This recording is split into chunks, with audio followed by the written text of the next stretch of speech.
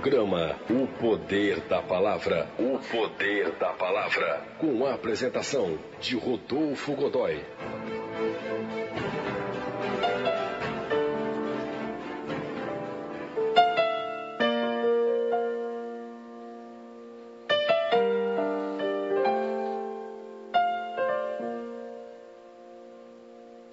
A palavra que nós vamos ler na tarde de hoje está no Evangelho de Lucas, no capítulo 1, dos versos 46 até 49.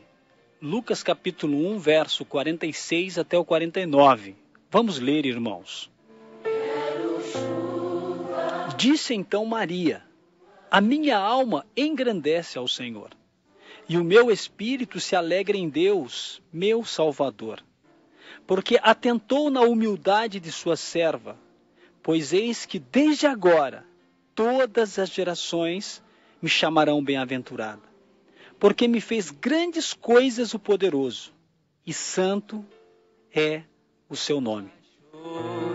Palavras do Evangelho de Lucas, no capítulo 1, dos versos 46 ao 49. Vai chover, vai chover, abre as comportas do céu.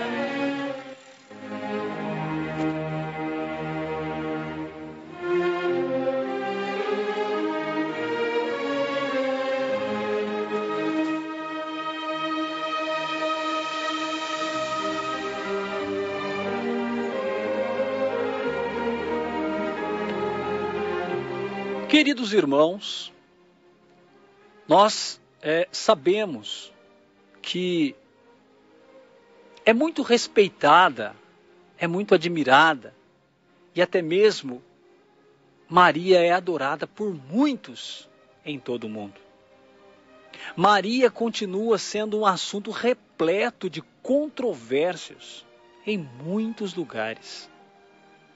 Mas o propósito, meu querido, deste programa, desta mensagem, não é causar discussões, e sim, a partir de leituras bíblicas, a partir da autoridade bíblica, responder a duas perguntas simples: quem foi Maria? E qual o seu papel no plano eterno de Deus? As nossas informações sobre Maria se encontram inteiramente nos evangelhos de Mateus e de Lucas. E em Mateus capítulo 1, nos versos 18 e 25, o anjo aparece a José. Enquanto em Lucas 1, 26 a 38, o anjo aparece a Maria. Já em Lucas capítulo 2, verso 5, está escrito que quando José se casou com Maria, ela já estava grávida do menino Jesus. Ou seja, estava gestando o Cristo de Deus. Amém? O que a Bíblia diz sobre Maria? O que a Bíblia diz sobre Maria? Nós vamos citar alguns textos bíblicos aqui, algumas passagens que você pode depois pesquisar, fazer os seus estudos. Nós vamos falar sobre 4 tópicos ou nomes que deram a essa personagem que são citadas aí no Novo Testamento. Maria, você encontra o nome Maria em Mateus 1,16, em Mateus 1,18, em Mateus 1,20, em Mateus 2,11 e em Mateus 13,55. No Evangelho de Marcos você encontra em Marcos capítulo 6, versículo 3. Já em Lucas você encontra Lucas 1,27, Lucas 1,30, Lucas 1,34, Lucas 1,38, Lucas 1,39, Lucas 1,41, Lucas 1,46, Lucas 1,56, Lucas 2,5, Lucas 2,16, Lucas 2,19, Lucas 2,34. você encontra o nome Maria. Em Atos dos Apóstolos, Atos capítulo 1, versículo 14. Total 19 vezes. 19 vezes. E mãe de Jesus. Onde é que você encontra mãe de Jesus na Bíblia? João 2:1, João 2:3, João 19:25, Atos 1:14. 4 vezes. E depois, sua mãe. Onde é que você encontra? Mateus 1:18, Mateus 2:11, Mateus 2:13, Mateus 2:14, Mateus 2:20, Mateus 12:46, Mateus 13:55. E em Marcos, quando você encontra a palavra sua mãe, Marcos 3:31. E em Lucas, Lucas 2:48, Lucas 2:51, Lucas 8:19, Lucas 11:27 e 28. Depois no Evangelho de João, João 2:12, João 19:26, num total de 15 vezes. E para encerrar estas passagens, essas citações de passagens, mulher. Onde você encontra Maria quando ela é chamada de mulher? João 2:4, João 19:26, 2 vezes. Querido, aqui não é uma lista para se ler versículo após versículo em alguma sala de aula, por exemplo.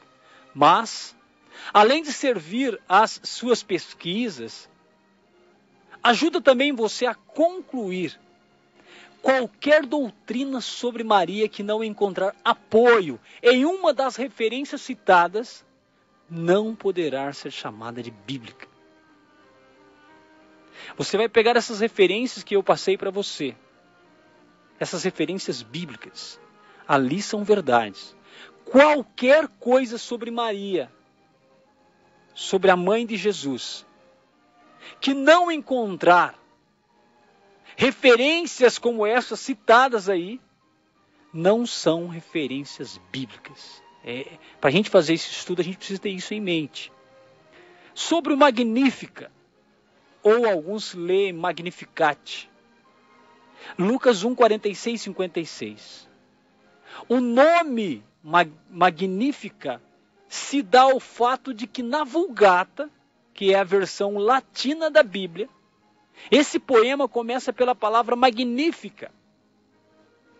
A frase completa é Magnifica anima mea dominum. Significa minha alma magnífica ao Senhor. As palavras desse cântico revelam a pequenez humana em face da intervenção divina. Veja que, ao declarar que Deus é salvador dela, que está em Lucas 1,47, Maria agora está reconhecendo que é uma pecadora como as outras. Ela precisa do Salvador. Uma vez que para Deus não existe pecadinho e pecadão, todos que pecam são pecadores, veja o que Maria está falando. Minha alma glorifica o Senhor e meu espírito exulta em Deus, meu Salvador. Maria está reconhecendo que ela necessita da salvação, por isso o chama de Salvador. Nós vamos ver alguns tópicos seguintes que vai nos ajudar bastante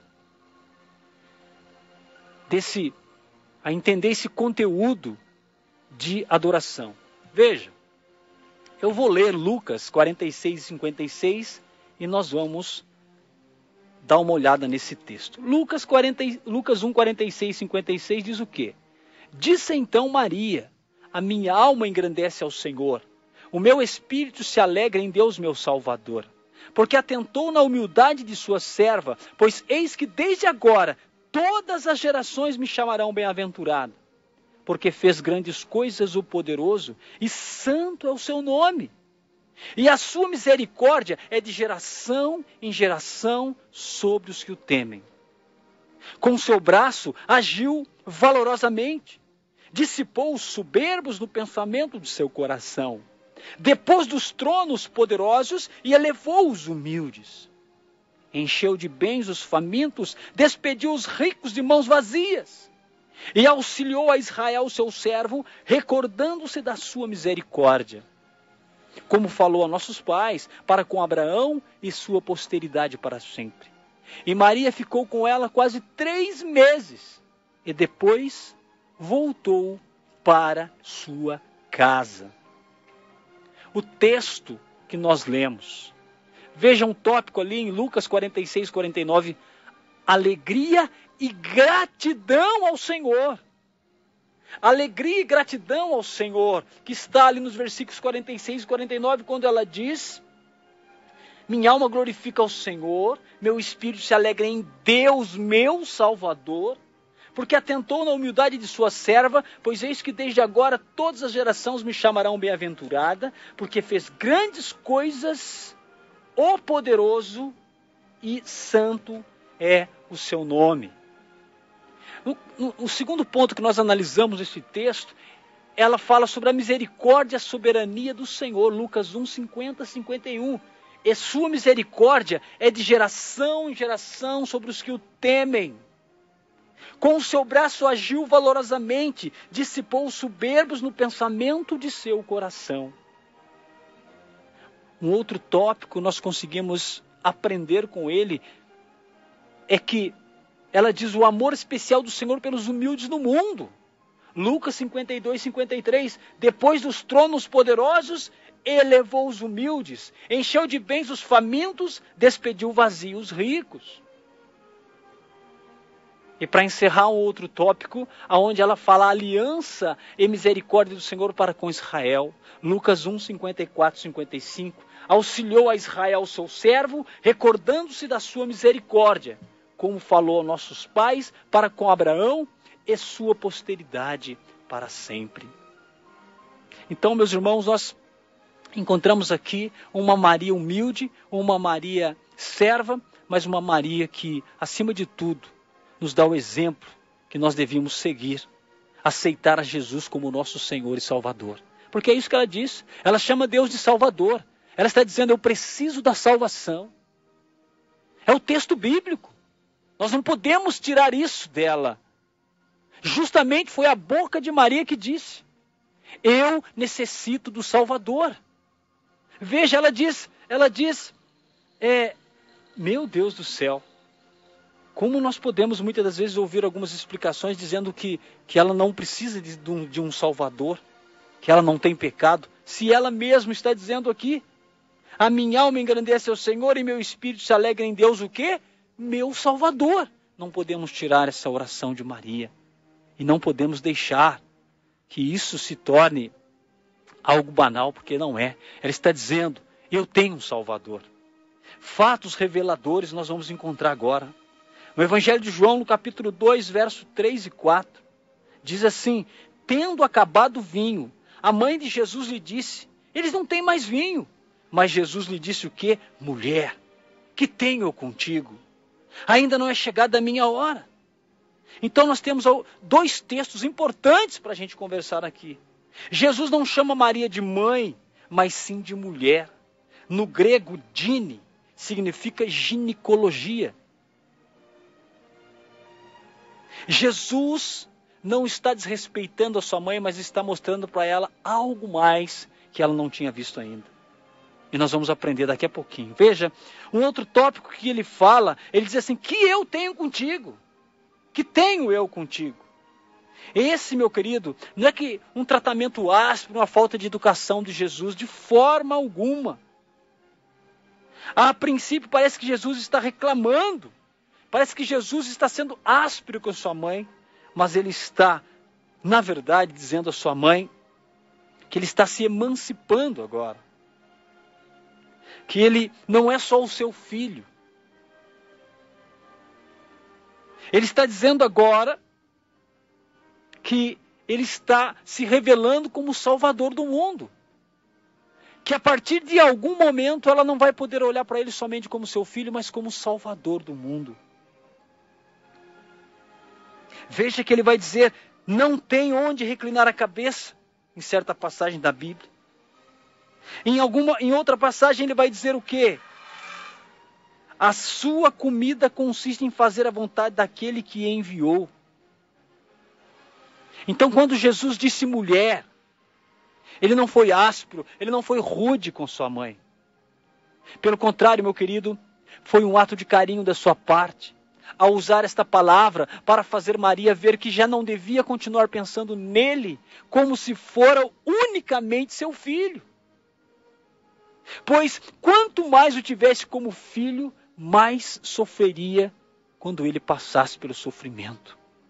Maria deveria se empenhar a olhar para Jesus como seu Senhor e não como seu filho. É isto que Jesus quis dizer para Maria. Mulher. Mulher. O mesmo acontece em João 19, 25 e 27, em que novamente Jesus chama Maria de mulher e não de mãe. Vamos lá ver o texto. Você pode pegar na sua Bíblia, mesmo aí na sua Bíblia católica, você pode pegar esse texto do Evangelho de João, no capítulo 19. Veja, capítulo 19 de João, Evangelho de João, capítulo 19, nos versículos 25 e 27. Está aqui. 25. E junto à cruz de Jesus estava sua mãe e a irmã de sua mãe, Maria, mulher de Clopas, e Maria Madalena. Ora, Jesus, vendo ali sua mãe e que o discípulo a quem ele amava estava presente, disse à sua mãe: mulher, eis aí teu filho.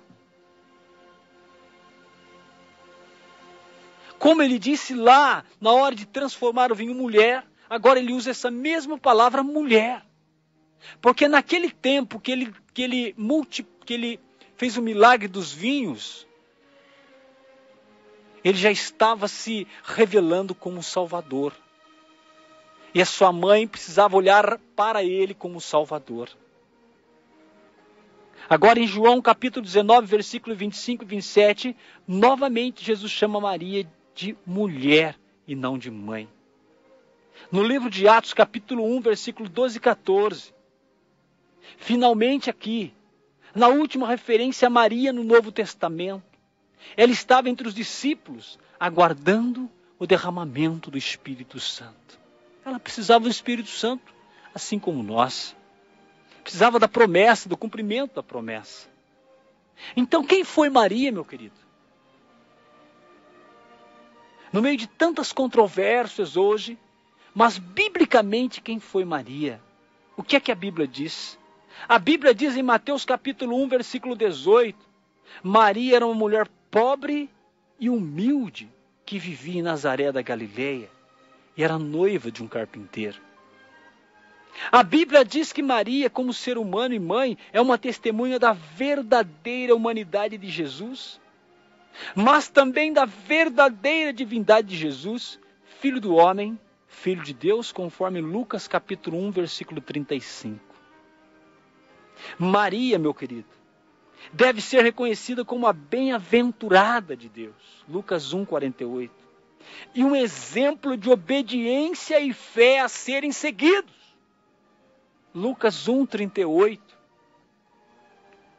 Maria foi uma vida que Deus usou para cumprir a sua promessa de enviar o Salvador do mundo. Você encontra especificações bíblicas em Lucas 1, 30, 31. Maria foi uma mulher que creu nas palavras do Senhor Jesus Cristo. Lucas 2, 19 e 51, Atos 1, 4 e 14. Maria é um exemplo de mulher humilde, de mulher exaltada. Lucas 1, 48. Veja que nós não estamos aqui causando dissensões nem polêmicas, nós estamos usando os textos bíblicos para trazer para você quem foi Maria e qual o seu papel no plano de Deus. Há muitos livros, há muitas pessoas estudiosas trazendo os temas sobre Maria que não têm respaldo bíblico, colocando Maria num lugar que ela não está. E isso não é rebaixá-la do lugar que ela está. E isso não é tirá-la do lugar que ela está. Ela só está no lugar que ela está, porque Deus o colocou. O que estão muitas das vezes fazendo com a pessoa de Maria é colocando sobre ela um papel que ela não fez, uma responsabilidade que ela não teve. Até mesmo, em muitos lugares, Maria é tida como uma divindade. Meus irmãos, ela mesma disse, meu Salvador. Ela mesma disse, eu preciso de um Salvador. Deus é seu Salvador. Deus a usou como serva Deus a escolheu, mas ela também precisa do Salvador, porque ela disse, meu Salvador. Nós precisamos deixar claro algumas coisas que a Bíblia não diz. Algumas coisas que a Bíblia não diz sobre Maria. A Bíblia não diz que Maria é mãe de Deus. Você não encontra na Sagrada Escritura dizendo que Maria é mãe de Deus. Até mesmo porque Deus não tem mãe, meus irmãos. O plano salvífico de escolher Maria para ter Jesus não significa que Jesus não existia. Jesus sempre esteve junto do Pai. Jesus é Deus. Jesus esteve na criação do mundo. Ele é o Verbo encarnado. Então, Jesus não começou a ter vida no ventre de Maria. Jesus sempre existiu. O poder milagroso de Deus o fez que ele nascesse em Maria para salvar a humanidade. Mas nunca um texto bíblico diz que o início da vida de Jesus foi no seio de Maria. Ela não é mãe de Jesus, o Deus. Ela é mãe de Jesus, o homem. É isto que nós precisamos entender. A Bíblia não diz que ela é imaculada. A Bíblia não diz que ela não teve o pecado original ou que ela não teve pecados. A Bíblia não diz isso. A Bíblia não diz que ela foi criada sem pecado. A Bíblia não diz que ela foi criada sem pecado. Assim como nós que nascemos com pecado, Maria também nasceu. Maria também precisou da salvação em Jesus Cristo. Ela teve pecado, meus irmãos. A Bíblia não diz que Maria é mediadora ou intercessora. A Bíblia não diz. Nós citamos muitos textos no início desse estudo. E tudo que nós conseguimos recolher sobre Maria estão ali. E nestes textos, em nenhum deles diz que Maria é intercessora, que Maria é mediadora. Esta doutrina não é bíblica. Esta doutrina nem tem respaldo bíblico. É doutrina feita pelos homens. A Bíblia não diz que Maria é corredentora, que Maria participa na nossa salvação. Se ela precisou do Salvador, como pode ela ser corredentora? Se ela também precisou do Salvador, de que forma ela poderia ser corredentora? A Bíblia não diz isso. Se você ouve isso em algum lugar, você pode e com certeza está ouvindo. Mas não é uma doutrina bíblica. Não está na minha nem na sua Bíblia. Maria não é corredentora. A Bíblia não diz que Maria permaneceu virgem. O que a Bíblia diz é que Jesus teve irmãos. Os filhos que Maria teve com José, conforme Mateus 13:55, Marcos 6:13. Mateus 13:55. O que é que diz em Mateus 13:55? O texto diz o seguinte, está em minhas mãos. Mateus 13:55. Vamos ler. O texto está aqui, 50, Mateus 13:55. Não é este o filho do carpinteiro? E não se chama sua mãe Maria e seus irmãos Tiago e José, Simão e Judas? Esse é o texto, meus irmãos. Marcos 6:3. O que é que diz em Marcos 6:3? Vamos ler. Marcos 6:3.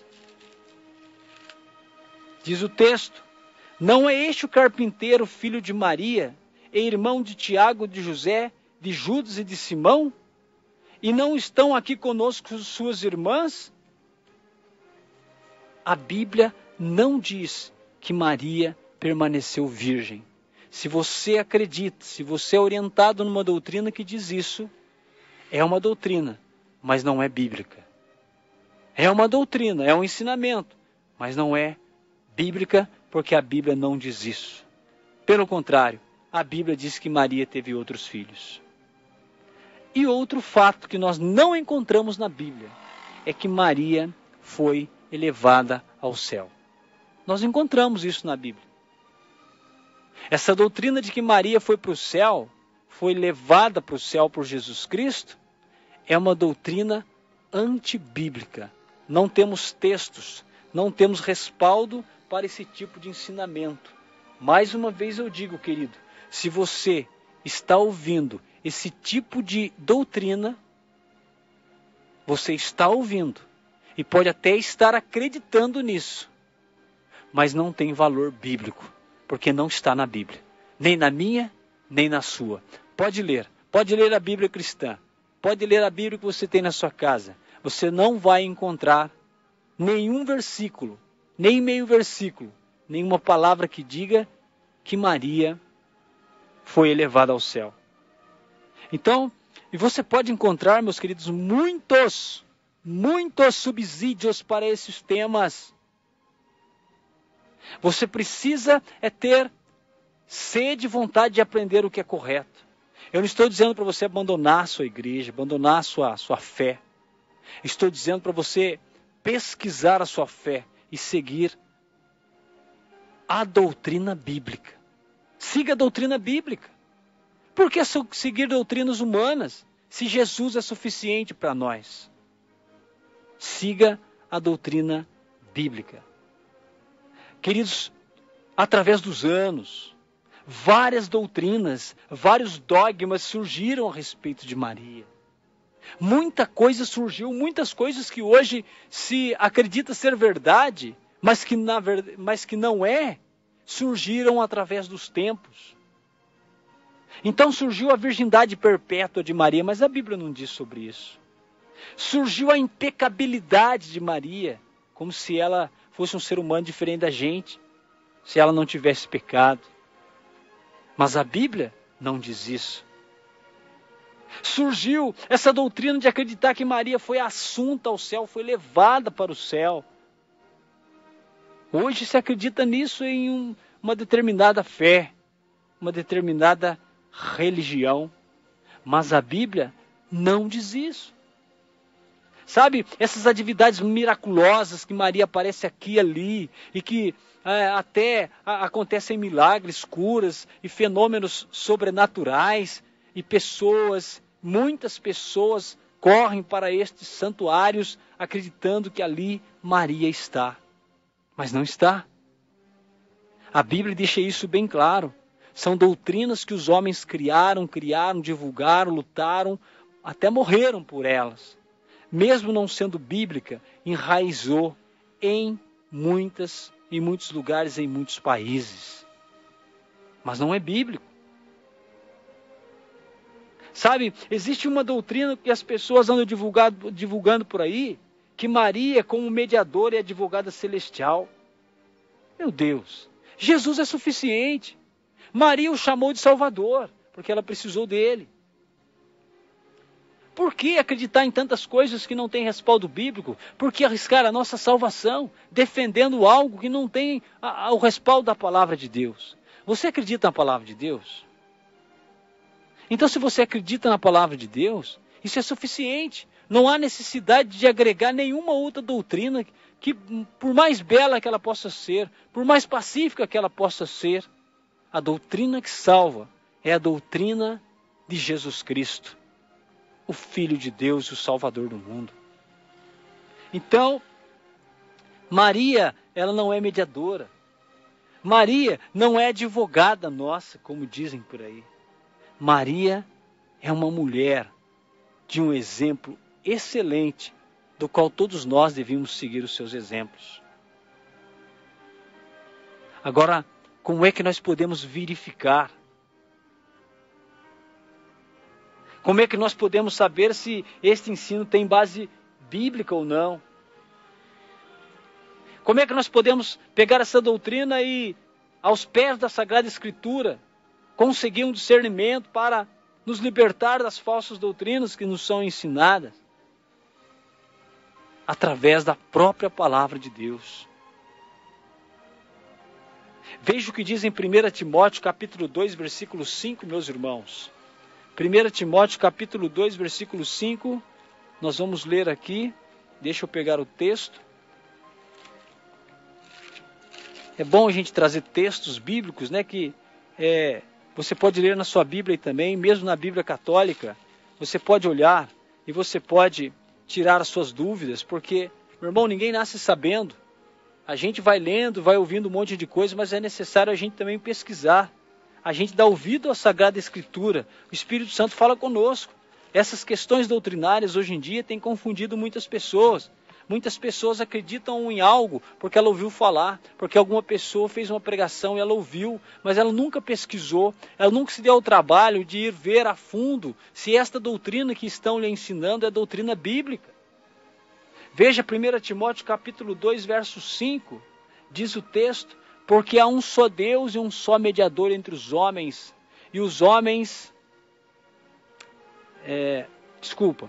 1 Timóteo capítulo 2, verso 5, porque há um só Deus e um só mediador entre Deus e os homens, Jesus Cristo o homem, o qual se deu a si mesmo em preço de redenção por todos, para servir de testemunho a seu tempo.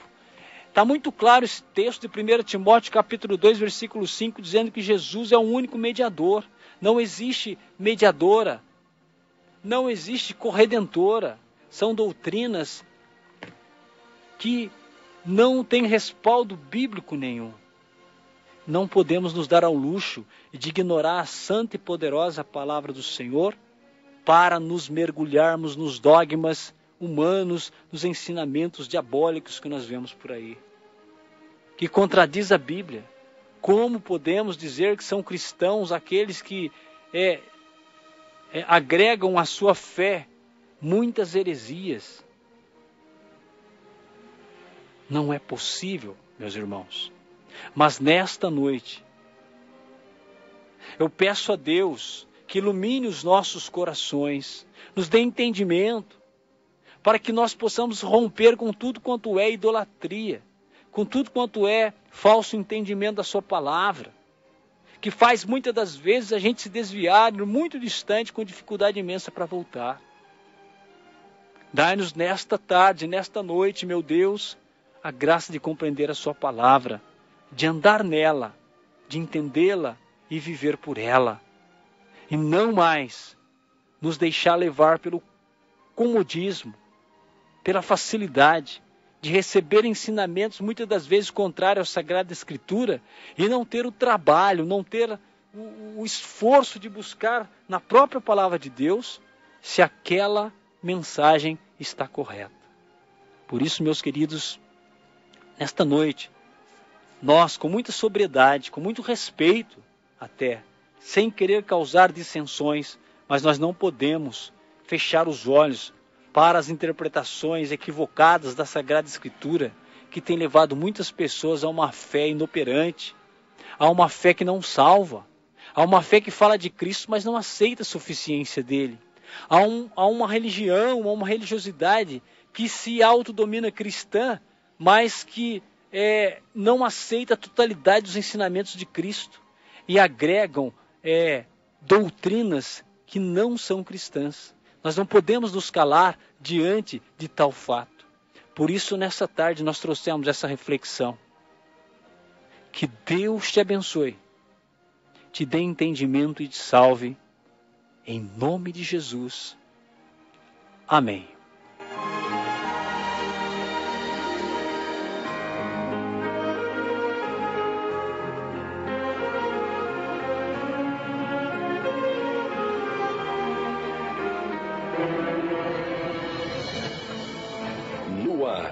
Programa O Poder da Palavra. O Poder da Palavra. Com a apresentação de Rodolfo Godoy.